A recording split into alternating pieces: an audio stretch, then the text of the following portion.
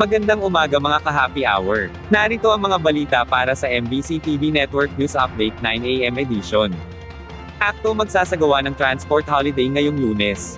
Magsasagawa ng transport holiday o tigil pasada ang transport group na Alliance of Concerned Transport Organization sa araw ng Lunes. Ayon kay Akto National President Liberty De Luna na hindi na nakakaya ng mga operator ng pampasaherong jeep ang tuloy-tuloy na pagtaas ng produktong petrolyo. Paliwanag nito na hindi sila papasada o lalabas, ganon din ay magsasagawa ng anumang kaguluhan. Nais nilang iparamdam kay Pangulong Ferdinand Marcos Jr. na nahihirapan na sila kay ginagawa nila ang transport holiday. Umapela din ito na dapat ay tulungan sila ng gobyerno sa kanilang service contracts at bank moratorium sa transport cooperatives na nahihirapan makapagbayad sa mga modern jeepney units. Kinansela naman ng grupong Federation of Jeepney Operators and Drivers Association of the Philippines at Liga ng Transportasyon at Operators sa Pilipinas ang kanilang tigil pasada sa Lunes, at sa halip ay magsasagawa na lamang sila ng pakikipag-usap sa Department of Transportation at Land Transportation Franchising and Regulatory Board.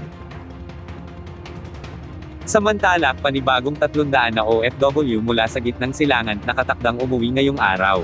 Nakatakdang dumating ngayong araw ang dagdag na 300 na mga overseas Filipino workers mula sa gitnang silangan. Ayon sa Department of Migrant Workers na mayroong kabuuang 343 na mga repatriates na galing sa Saudi Arabia, Bahrain at Qatar. Nula ng mga ito ng ika-4 na chartered flight na inayos ng gobyerno at personal silang sinamahan ni Patricia Ivonne Kaunan, ang Administrator ng Overseas Workers Welfare Administration. Mayroon ng 1,420 na mga OFW at kanilang mga dependents ang napauwi na ng gobyerno na naapektuhan ng kaguluhan sa gitnang silangan.